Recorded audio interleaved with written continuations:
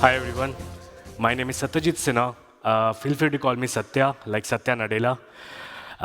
It's easy to say Satya rather than Satyajit. Uh, um, we are based in Hamburg, Germany. We provide market intelligence to the IoT community. We help the ecosystem player from chip to cloud and see the market, how it's going, and understand the market. Today, we're going to talk about the fusion of LoRaWAN technologies with satellite technologies. Well, there's other technology as well who are fusing with satellite technology, but we have focus on LoRaWAN today, but we'll also cover some of the other technologies that we are coming. Before going to the main part of our presentation, I just want to update you guys what the market looks like right now and where the LPWAN stands in the whole global IoT connection market. If you see, by 2023, we have LPWAN crossed only 1.3 billion mark. And by 2027, we will see 10% of the LPWAN connection will contribute to the global IoT connection market. Well, it's important to see also that there is a satellite there, but it's very others in the others category, which is very small because satellite market has been niche for over a long period of time. And then now we are seeing there's a rise of satellite IoT technologies coming up together. However, we are not saying that these others will grow such exponentially that it will have a substantial percentage of share in the global IoT connection market. It will be niche because the demand and the requirement of this application is niche. It's not going to be in billions, it will be in millions, but still be much more than what we have today. And that's very important to understand that if you look at the connections, it's a totally different picture. But if you're going to switch from connection to value or revenue generated by these connections, which is also from the sale of chipsets, modules, and also the operating cost or operating revenue generated by this, that this chart will look very different. In IoT Analytics, we are working on this. We're going to publish this the same chart, but with the value of it, where you will be able to see where is the actually revenue being generated by this connection matters. Because if you will see, is the Wi-Fi and Bluetooth doesn't have that much of a revenue generation from an operating revenue point of view. This is an interesting analysis that we did a few months back that everyone used to say like, hey, NB-IoT is leading the market, and it is true. If you look at the global market, they have 54% market share, NB-IoT. But we need to understand, we need to take out the China out of the global market to see what is the real picture here. So if you take out the China, you will be able to see the LoRaWAN has 41% market share, where NB-IoT is to only 20% market share. So LoRaWAN contributes to double what NB-IoT contributes to the rest of the world if you exclude China. And that's an interesting analysis because it's not about when you look at the global picture, you won't be able to see the real application deployments, what is happening in the real world. You will be able to see an aggregate picture. Now we want to understand very quickly what satellite IoT is, and I'm going to go very quickly in the basics of the things. What are the basic components required for deploying an satellite IoT? You need a sensor-based technology that can aggregate data from the sensors or devices that we have. Then you need devices or gateways to communicate to satellite. Then your satellite network, which can be LEO, GEO. And then you can have a ground networks, which can receive those information from satellite, and then IoT application or servers. Where it is also important to understand where the communication will take place. So the first communication will take place from sensors to devices or gateway, and then next it will take place between gateway to satellite, or the satellite to ground control, and then it will move to the IoT application servers. We have all heard about GEO and LEO, what is happening. There are other orbits as well, but I'm going to talk about only on GEO and LEO. It's because these are one of the interesting ones for the satellite IoT right now.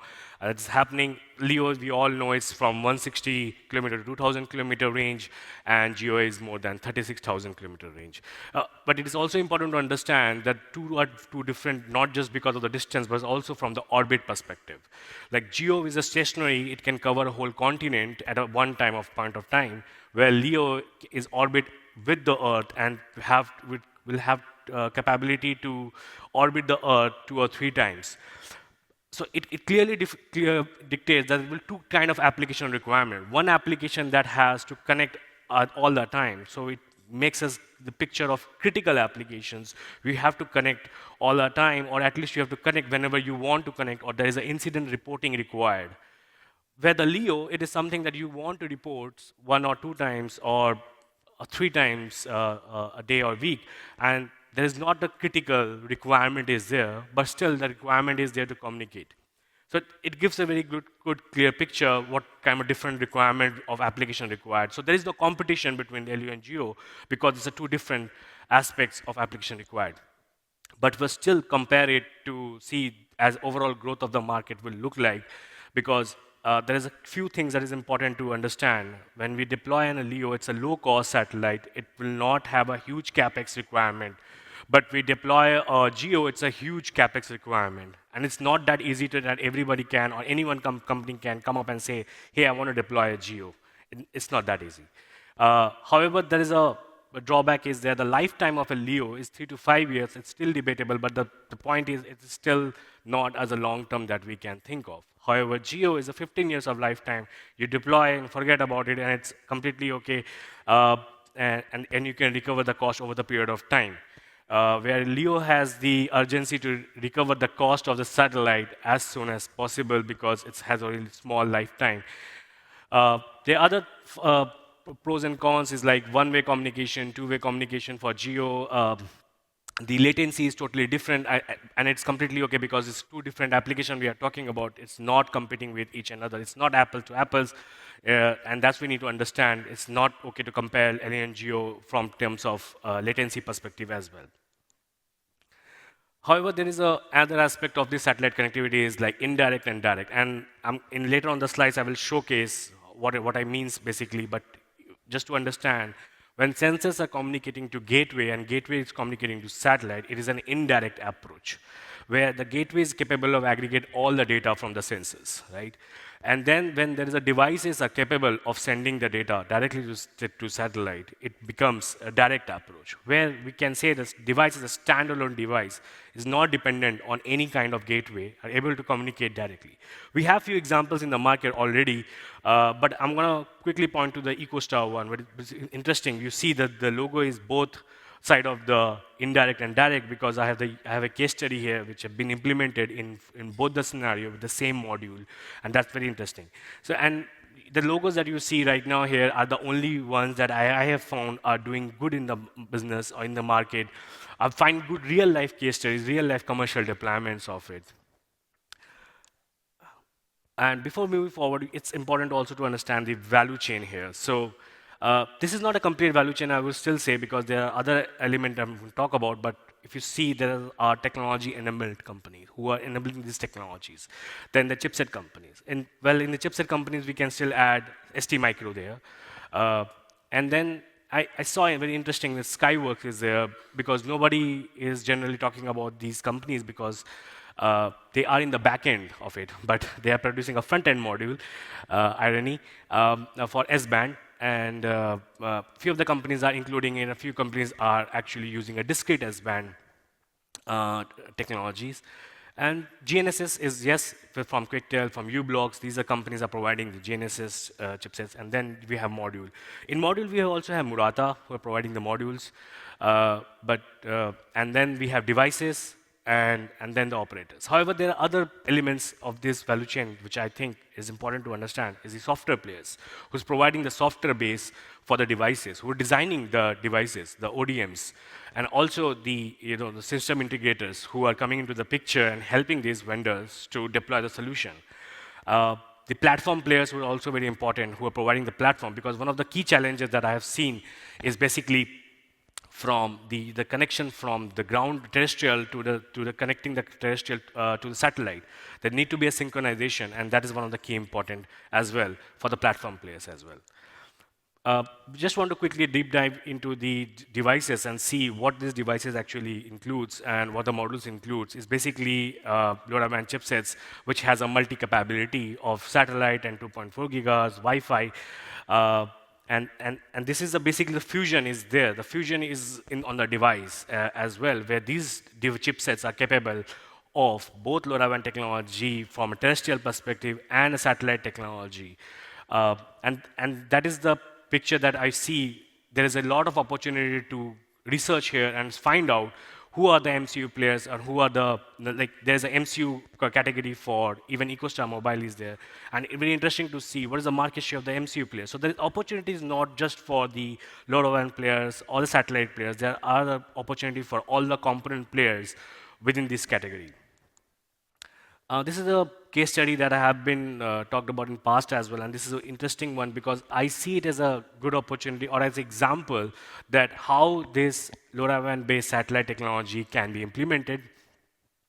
I'm coming from India, so I've seen there are places where there is a either water shortage, or I have seen the places where there is a water containers but not able to fill over the period of time. And this is a good use cases if you can see that the terrestrial networks are not capable to reach all these places, and the satellite becomes very important. And it gives a very good predictive capability to alert the authorities that the fill level sensor indicates that water is not up to the level that it is required, and it gives an indication. And this is one of the use cases that I have seen that have a capability to grow, specifically the part of the India, Africa, these countries. This is an interesting case study that I see that the EcoStar module has been used for both direct and indirect one. So if you see that the first approach is basically for connecting each and every devices to the satellite. And wildfires are one of the most common issues, specifically if you see in the summer time when in US, you're able to see a lot of news from the wildfires. And I think this is also an important case study. There's an opportunity to grow because this is a widespread issues all over the world, and we need to find the solutions for that. And these two companies are doing a great job here to deploying a solution. And I think there is an opportunity to grow. And yes, both the approach makes sense, but I think it also depends the total cost of ownership and requirement of these kind of deployments are totally different. It's not the same. Otherwise, the cost is totally different when you deploy a sensor to satellite and a sensor to gateway to satellite. That the cost of deployment varies a lot. Now we are talking about LoRaWAN technologies in satellite IoT, right?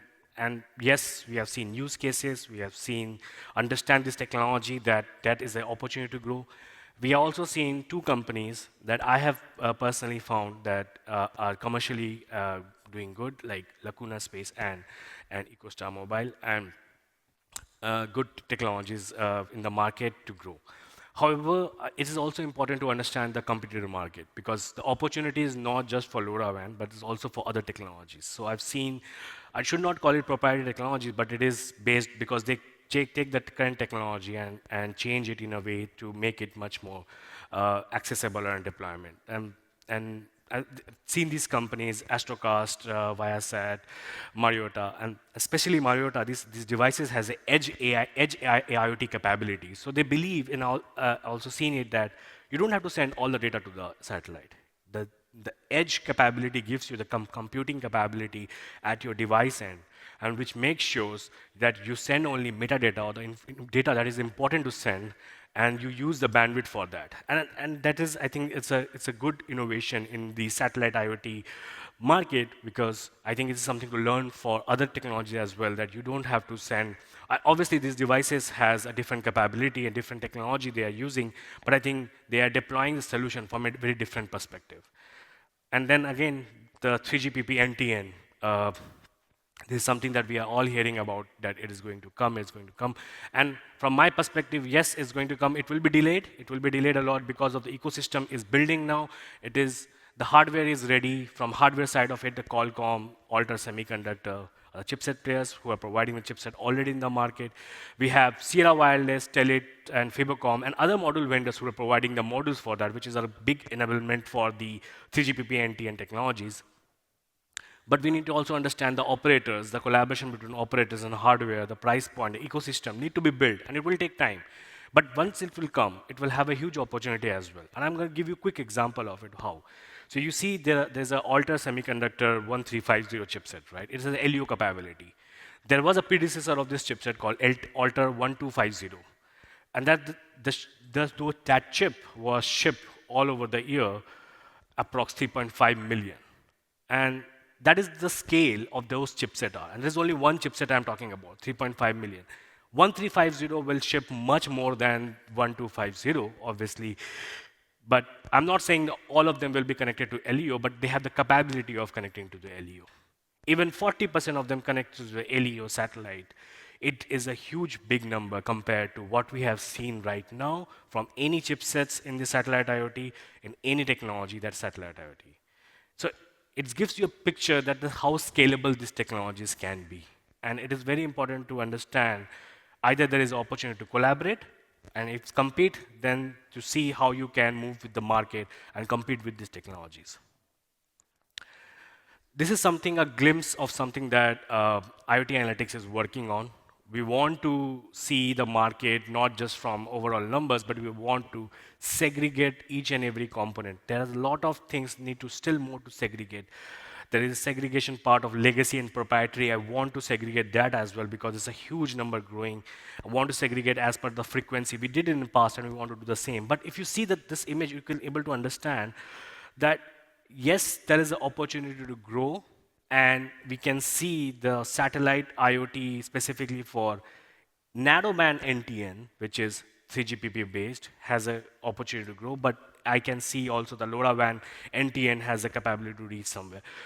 This is something that we wanted to project here. This is still under work. We want to see that how we can segregate the market. The others aspect is basically the NTN capability, which comes under the 6G. So 6G is coming up with the satellite connectivity technology, broadband NTN technology. That's also how the opportunity to grow here. But again, these are something that we are still working on to see how the market will grow. And it depends upon the use cases and if we're able to see any adoption of these technologies. This is something I just want to quickly highlight you guys. IoT Analytics working on right now 2 key reports, one on the satellite IoT market and one on the LPWAN market. Both are going to be published in November and December this year. Feel free to reach out to me if you have any question, if you want to contribute here as well. So what are the key takeaways that we can take from here? One, yes, terrestrial network is all over the world right now. However, still there is a requirement of a satellite technology. And there's an opportunity to grow in a satellite technology. And there are specific applications which can only be fulfilled by satellite technology. There are specific applications where you require the combination of terrestrial and satellite technology. And that is the key area where I think that the growth space is. The global satellite connectivity market is experiencing a growth, and satellite IoT connectivity is playing a key role here. Because we just talked about only the connections, we didn't talk about the value, and that is something also we are working on to see what's the value going to bring from these connections. The rise of LoRaWAN-based technologies, yes, we have seen by 2 companies, I would say that a good example of deploying LoRaWAN technologies. 3GPP NTN, yes, it's coming. It's going to take time, but it will come. And we need to, I think, all the technologies either need to embrace it or prepare for it or collaborate with it. But the thing that I see in the market is all about collaboration and partnership. If you want to grow in this area, there is a requirement of collaboration and partnership. Thank you for your time, and feel free to reach out to me if you have any questions, feedbacks, and yeah, thank you. Thank you, my friend.